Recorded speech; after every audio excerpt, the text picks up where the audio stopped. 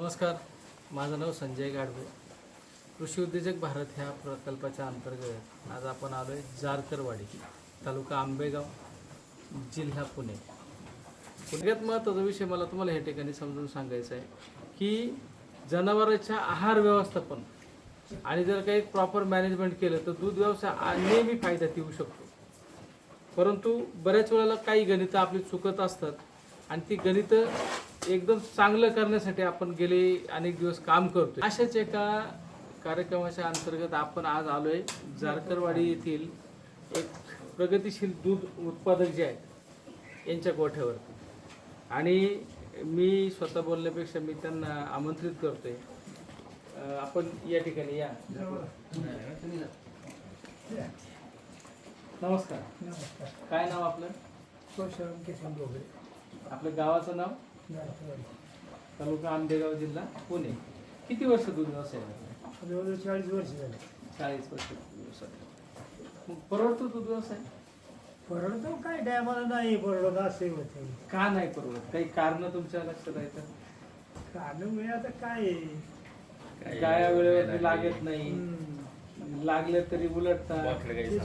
कधी कधी आपण पाहिलं तर अंग बाहेर येण्याची समस्या असते. मस्टॅटिस तुम्ही आता बोलत होते की या गायचा सर बरेच दिवस बंद आहे. कधी कधी असं होतं की बाबा जनावरांचं शेण पातळ येतं, पचन संस्था व्यवस्थित नसती, फॅट लागत नाही, दूध कमी येतं. तर मला वाटतं तुमच्याकडं तुमच्या ह्या गोठ्यामध्ये ही गाय तुम्ही जी आता दाखवताय हिची काही समस्या आहे आता? हिनं काय फॅट नाही गेला. हा, अरे दूध कमी घेते. हा.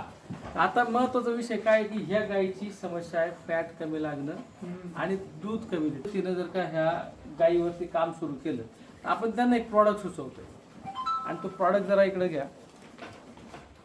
या प्रॉडक्टचं नाव आहे A1 मिल्क बूस्टर. बाबा हा प्रॉडक्ट आपल्या ह्या गायीला द्यायचा आहे. साधारणपणे 450 किलोच्या दरम्यानची, 400-450 किलोच्या दरम्यानची गाय दिसते. 65 ते 70 ग्रॅम दिलं पाहिजे. याच्यामध्ये एक चमचा आहे, 3 सपाट चमचे दिले तर 75 ग्रॅम होते. तुम्ही द्या ह्या गायीला तेवढं.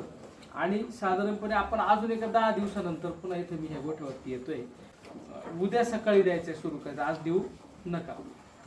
सकाळीच द्यायचं, संध्याकाळी द्यायचा नाही. एक साधारणपणे 3 सपाट चमचे याच्यामधले असते तुम्ही सुरू करा. पुन्हा एकदा आपल्या ह्या गायीमध्ये आता हे शेणामध्ये सगळ्यात पहिला जो काय फरक दिसतोय ना, हा आपण पुन्हा एकदा त्याचा घेऊ. दुसरी गोष्ट फॅटमध्ये काय दिसतोय, आणि एक साधारणपणे 10 ते 15 दिवसाच्या दरम्यान आपण दुधाच्या मध्ये पण जो काय फरक दिसेल त्यासाठी पुन्हा एकदा या ठिकाणी येऊ. तर आपल्याला खूप साऱ्या शुभेच्छा आहेत. हे प्रॉडक्ट आपण आपल्या गायीसाठी घेत आहे. नमस्कार. नमस्कार.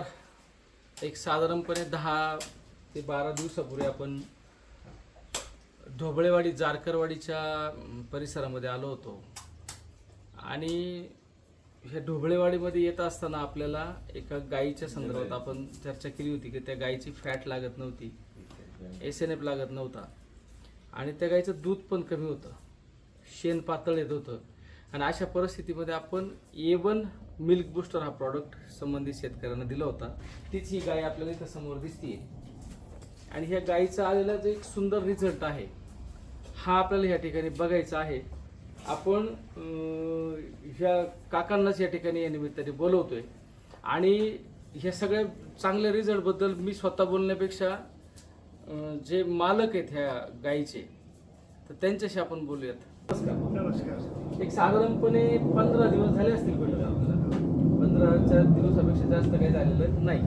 आणि मी तुम्हाला एक A1 मिल्क बूस्टर नावाचा प्रॉडक्ट दिलेला होता, आणि आपण ह्या गायीला तो दिला होता. तर त्या गायीची प्रॉडक्ट देण्याच्या अगोदर काय अडचण होती?